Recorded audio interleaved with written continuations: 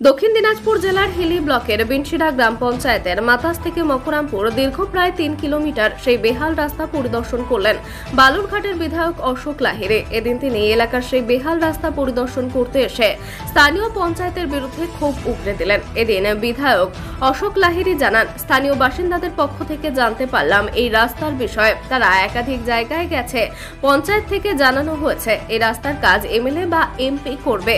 এই কাজ এমএলএ কিংবা এমপি নয়, মূলত এই কাজ স্থানীয় পঞ্চায়েত করে থাকে। এ বিষয়ে তিনি সাধারণ মানুষদের বিভ্রান্ত না করার আবেদন জানান।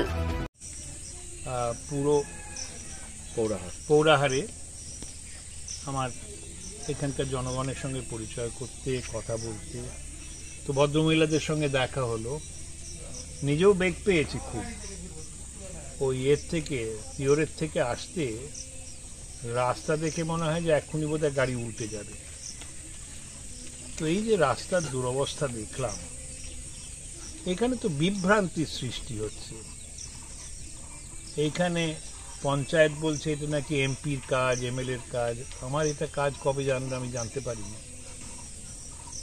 তা আমি যেটা এদের বললাম যে রাস্তা একটা মৌলিক প্রয়োজন।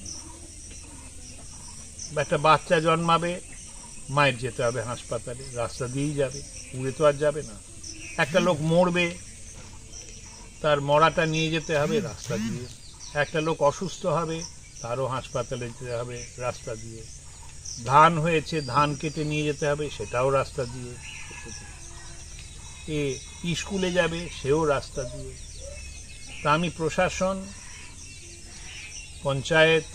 পঞ্চায়েত সমিতি, জেলা পরিষদ এদের বলবো বিভ্রান্তি ছড়াবেন না।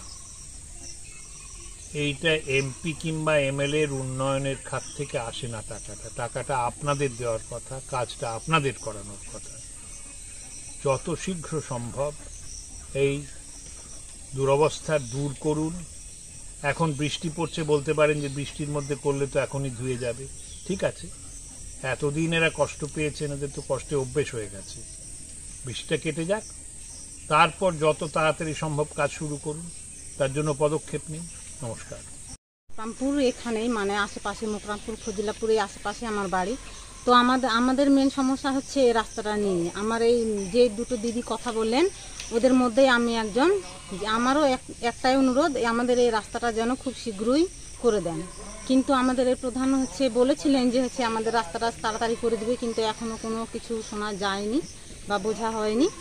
আমাদের এটাই অনুরোধ, যেন আমার একার জন্য নয়, আমার গ্রামবাসীর জন্যই বলছি যে আমাদের রাস্তাটা যেন তাড়াতাড়ি করে দেন। এটাই হচ্ছে কথা।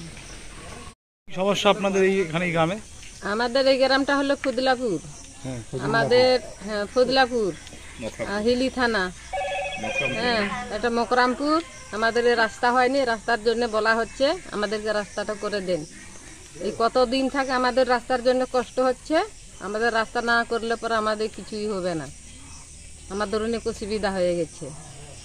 ফজিলাপুর এই গ্রামের রাস্তা হয়নি। রাস্তা হওয়ার জন্যে আমরা অনেক রকমের সমস্যা দেখতে পাচ্ছি, হওয়ার জন্য অনুরোধ করছি, এটুকুই। আর অসুবিধা হয়ে যায়, অসুখ বিসুখ হলে হাসপাতালে নিয়ে যাওয়ার জন্যে গাড়ি পাওয়া যায় না, গাড়ি আসতে চায় না, অনেক রকমের সমস্যা দেখা দেয়।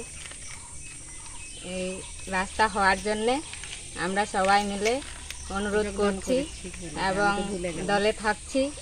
এটাই আমার বক্তব্য।